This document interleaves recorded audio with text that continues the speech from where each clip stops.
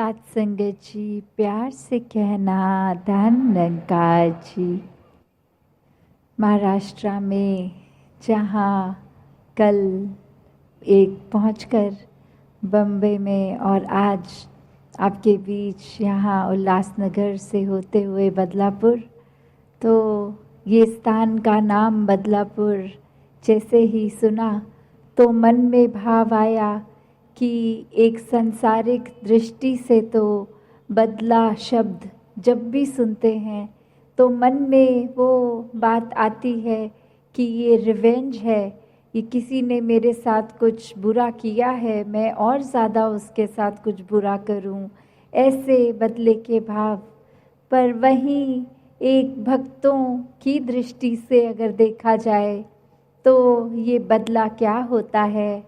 भक्तों ने तो हमेशा समझाया कि स्वयं का बदलाव, एक संसार को तो हम एक साथ नहीं, उस तरह एक सेकंड में नहीं चेंज कर सकते, पर शुरुआत तो अपने से कर सकते हैं। ये जो भाव है मन में हर किसी के, चाहे वो एक थोड़ा अहंकार रूप का भाव होगा तो भी वो बदला जा सकता है, और अहंकार से धीरे धीरे वो नम्रता की यात्रा की जा सकती है। तो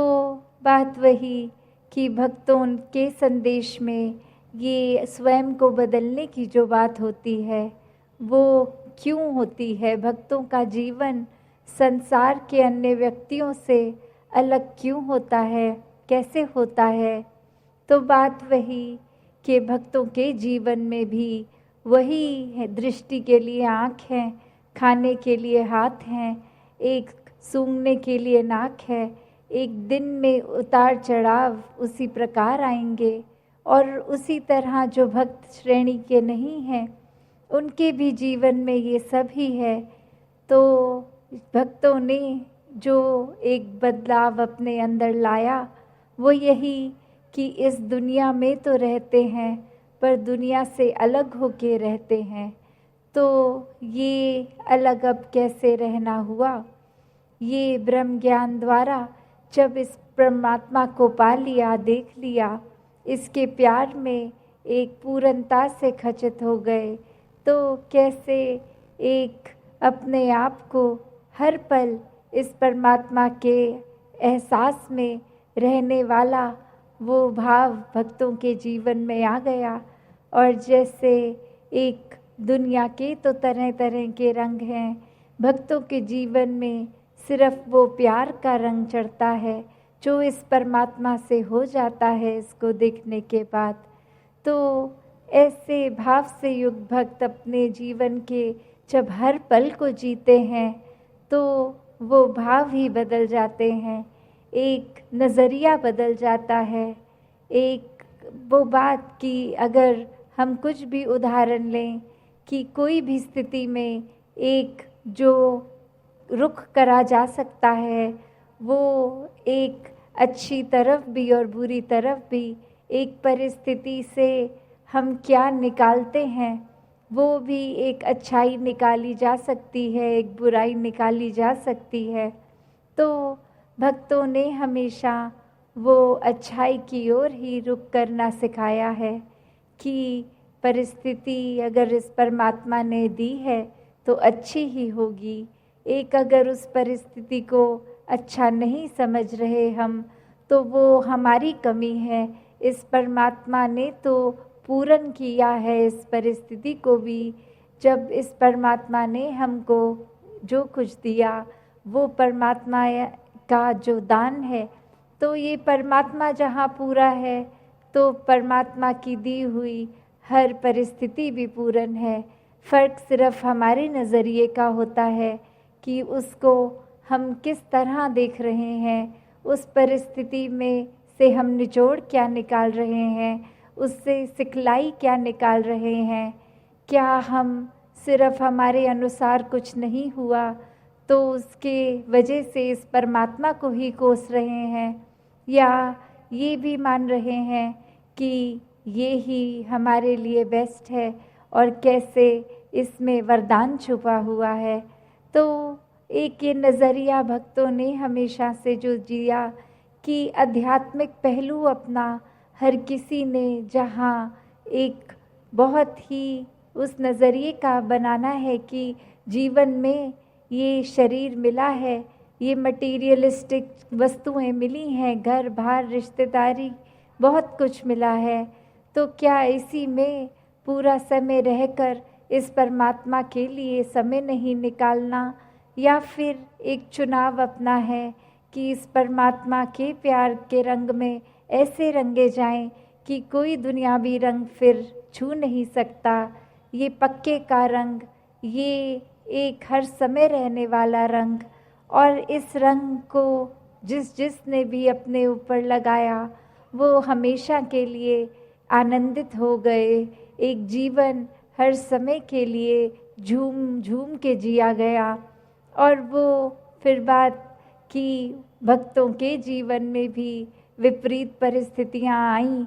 तो भी उन्होंने कभी इस परमात्मा से विश्वास नहीं तोड़ा। तो बात वही कि परमात्मा के प्यार में जो रंग जाते हैं वो खुद ब खुद बदल जाते हैं। एक सामाजिक रूप से चाहे रहन सहन वैसा ही रहेगा जैसे ये परमात्मा के प्यार से पहले का था, वो एक शक्ल आकार सब सेम रहेगा, सिर्फ और सिर्फ जो बदला जाएगा वो मन के भाव बदलते हैं। तो ऐसा ही बदलाव हर किसी के जीवन में मुबारक बदलाव होता है कि ये एक संसार में जितने भी अलग अलग प्रकार के चाहे इंसानों के साथ मुलाकात होनी, और वो एक अलग अलग कल्चर बैकग्राउंड, दिखने में अलग, खान पान अलग, सब तरह से वो एक डाइवर्सिटी रूप, और कैसे वो होने के बावजूद भी सब परमात्मा के साथ जो एकत्व के बंधन में हैं, तो हर एक को एक दूसरे में परमात्मा ही नज़र आता है। और कैसे फिर एक ये एकत्व ही दिल पे हर समय का, और उससे फिर कोई किसी में फ़र्क नहीं दिखता, कोई ऊंच नीच जाति पाति प्रांति कुछ भी फ़र्क नहीं, सब अपने हैं, सब ही पूजनीय हैं। तो कैसे ये परमात्मा का वास तो पूरी सृष्टि के कण कण में है, और वहीं जो हर किसी में भी, और यही परमात्मा को देखना ब्रह्म ज्ञान है कि इस परमात्मा को जब हर समय के लिए ये दिखाई देगा कि हर जगह ही मौजूद है, तो फिर एक जहाँ अपनी भी चेतनता जाग उठेगी। एक जो सच्ची दात है जो भक्तों ने युगों युगों से समझाई है कि दुनियावी एक दौलत तो आज है कल नहीं, इसने बदल जाना है, एक माया का रूप बदल जाना है, घर परिवार सोसाइटी सब बदल जाएगा, पर सिर्फ़ और सिर्फ एक चीज़ जो अपनी जगह में कायम दायम शुरू से थी, अभी भी है, और ये संसार ख़त्म होने पे भी रह जाएगी, तो वो बस ये परमात्मा, ये निराकार है। तो इस निराकार को पहचान के जीवन में जहाँ फिर वो समझ भी आ जाती है कि जो कुछ इस निराकार ने दिया है उसका सदुपयोग ही करना है, किसी के नुकसान का कारण अपने आप को या किसी वस्तु को नहीं बनाना, मन में भाव हर किसी के लिए एक शुद्ध विचार रखते हुए हर किसी के लिए फिर वो मन से एक दुआ अरदास कि ये जहाँ किसी के दिन घर में जीवन में एक स्वास्थ्य रूप किसी भी तरह का एक नुकसान हो रहा है, तो वो भी एक भक्तों का दिल तो इस तरह पिघलता है, किसी को देखकर ठीक नहीं है तो उनसे ज़्यादा उनका दर्द भक्त समझते हैं। तो कैसे ऐसे वाले जीवन को मुबारकबाद जीवन कहा जाता है। ये एक परोपकारी जीवन होता है, अपने लिए सेल्फ सेंटर्ड होके, सेल्फिश होके, ये अपने ऊपर केंद्रित नहीं, पूरे संसार की भलाई के लिए भक्त अपना जीवन लगा देते हैं पूरी ह्यूमैनिटी, पूरी मानवता के लिए ये संसार में आकर, तो कैसे जहाँ एक मन में भी भाव होते हैं कि ये एक समान अगर नहीं भी कोई दिख रहा पर सब ही एक हैं, तो भाव वही कि भक्तों ने युगों से ये जो संदेश दिया है कि कैसे इस परमात्मा को जानकर फिर अपने जीवन में बदलाव आ सकता है, ये जीवन बहुत ही सहज जिया जा सकता है, ये मन एक स्थिर करके हर समय रखा जा सकता है। इस स्थिर के साथ नाता जोड़ लिया तो मन भी स्थिर। ये एक दुनियावी आंधियाँ आती भी हैं अगर, तो वो कुछ पीस ऑफ माइंड, ये चैन व सुकून दूर नहीं कर सकती। फिर तो हर किसी एक अवस्था में ही लगता है कि ये बहुत ही अच्छा समय निकल रहा है, अगर कुछ है भी तो ये परमात्मा ने बहुत जल्दी काट देना है। तो फिर इस तरह का ही जीवन अगर हर कोई जिए तो कैसे बहुत ही सुंदरता से मन में प्रीत, प्यार, नम्रता, सहनशीलता, विशालता, जब ये गुणों को अपनाते हैं सब, तो सिर्फ अपने आप के साथ ही नहीं, किसी से भी कोई भी बात करेंगे तो बहुत ही अच्छा लगता है। और वो अच्छाई कोई ऊपरी अच्छाई नहीं, ये अंदर से अच्छा होना, अंदर से एक दैवीय होना, तभी ये मानवीय गुणों को दैवीय गुणों भी कहा जाता है कि ये दैवीय गुण कैसे हमें देवता समान कर सकते हैं। एक ही इंसान है जिसको एक कभी बर्ताव के कारण एक हैवान भी कहा जाता है, और उसी इंसान के अच्छे बर्ताव के लिए उसको फरिश्ता भी कहा जाता है। तो एक यहाँ चुनाव अपना कि एक बदलना है, एक डायरेक्शन जो पकड़नी है वो क्या पकड़नी है। क्या हमें हर किसी को एक आंसू पहुँचाने वाला रवैया अपनाना है, या हर एक के लिए सेवा भाव मन में रखना है, हर किसी के आराम का कारण बनना है। तो वो चुनाव भी बहुत आसान हो जाता है जब ये एहसास इस परमात्मा का हर समय मन में हो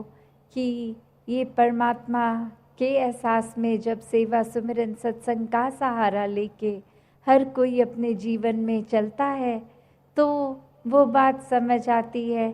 कि अब एक जीना इतना आसान कैसे है। हर पल में यही भाव कि ये परमात्मा की बनाई दुनिया है, हर कोई इस परमात्मा द्वारा बनाया है। तो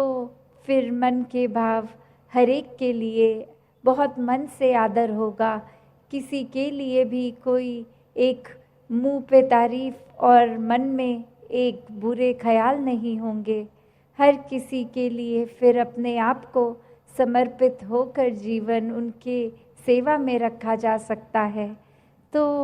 एक यही बात कि अपने जीवन का सुधार जहाँ हमने खुद करना है, दूसरों पे कोई टिप्पणी नहीं, दूसरों का जीवन जैसा है वो हमारा एक पॉइंट ऑफ डिस्कशन या उसके हम कोई जज नहीं हैं। हमें सिर्फ अपने जीवन पे उस तरह केंद्रित होना है कि अपना एक सुधार, जितना ज़्यादा इस परमात्मा का एहसास करेंगे अपना सुधार उतना ज़्यादा होता जाएगा। तो कैसे अपने सुधार की ओर फोकस बनाएं और फिर ये संसार में दिखावा हमारे जीवन से पूरी तरह ख़त्म हो जाएगा। फिर चाहे वो मात्र फ़र्क नहीं पड़ता कि एक दुनियावी रूप में एक बड़े से घर में रहते हैं या छोटी सी झोंपड़ी में रहते हैं, एक जीवन बहुत ही सहज और असली जीवन बन जाएगा। हर पल में इस दातार का शुक्राना, हर किसी के साथ मीठी बोली, एक फिर गुजरान मात्र जीवन में आए हैं तो घर मिला है, वो बात समझ आ जाती है। फिर एक कर्तव्यों का पालन तो करने के लिए ये जीवन जहाँ है, वो कर्तव्यों का पालन फिर काम काज घर बार एक रिश्तों की संभाल से होनी है, वो रिश्तों में प्यार डाल के, और साथ ही जो फिर भी प्राथमिकता है वो ये निराकार परमात्मा ही होता है भक्तों के जीवन में, कि जब इसके साथ हर समय के लिए जुड़ गए तो ये रिश्ते भी पारिवारिक बहुत ही आसानी से निभाए जा सकते हैं। हर किसी की बात में फिर अपना अहंकार हावी नहीं होता, दूसरे की बात को एक्सेप्ट बहुत आसानी से किया जाता है। फिर एक अपना पॉइंट ऑफ व्यू रखना, वो उस पे अगर बाकी जनों का कुछ नहीं भी उनको पसंद आया तो वो अपना बात को नापसंद के भाव से नहीं, बल्कि फिर यही भाव आता है कि शायद हमने ही कुछ गलत भाव रख लिए होंगे, दूसरों ने जो एक डिसीजन लिया है वो फिर एक सत्य वचन की तरह बात आती है कि ये निराकार ही इनके मन में भी बसता है। तो फिर एक जहाँ चेतनता बहुत ज़रूरी, वहाँ ही एक सतवचनी होकर जीवन को भी जीना है, कि एक अपने पॉइंट ऑफ व्यू को इतना इम्पोर्टेंट, खुद को इतना इम्पोर्टेंट ही नहीं कि हमारा ही सब कुछ सही है, दूसरे हमारी तरह स्मार्ट नहीं है, दूसरे हमारी तरह एक उनकी बुद्धि इतनी अच्छी, इतनी शार्प नहीं है, हम बहुत इंटेलिजेंट हैं दूसरों के मुकाबले। ऐसे भाव तो फिर मन में घर ही नहीं करते, क्योंकि फिर वही बात कि हर इंसान में परमात्मा ही नज़र आता है, और हर किसी का फिर जो डिसीजन लगता है कि ये इस गुरमत अनुसार है, इस परमात्मा के प्यार में लिया गया, वो फिर डिसीजन कोई गलत डिसीजन हो ही नहीं सकता। तो ऐसे ही अपने जीवन में हर कोई जहाँ किसी भी एक अपनी रिस्पॉन्सिबिलिटी के तरह कोई काम काज में है, कोई बिज़नेस में है, कोई अभी बच्चे स्कूल कॉलेजों में हैं, कुछ भी एक उम्र के पड़ाव हो, बच्चे हों बुज़ुर्ग हों, एक बात वही कि हर किसी में ये परमात्मा को देखना, हर किसी में फिर एक बात सिर्फ बोलने की नहीं, एक वाक्य ही अपने जीवन में भक्तिमय जीवन जीना। और ये भक्तिमय जीवन बिना विश्वास के पूर्ण नहीं होता। जैसे वो कहा भी जाता है कि एक कश्ती पे अगर हम होते हैं तो हम अपने छोर तक पहुंच जाते हैं, पर दो कश्तियों में सवार होने वाला तो कहीं नहीं पहुंच पाता, वो एक उसका डूबना तय हो जाता है। तो वही बात कि हम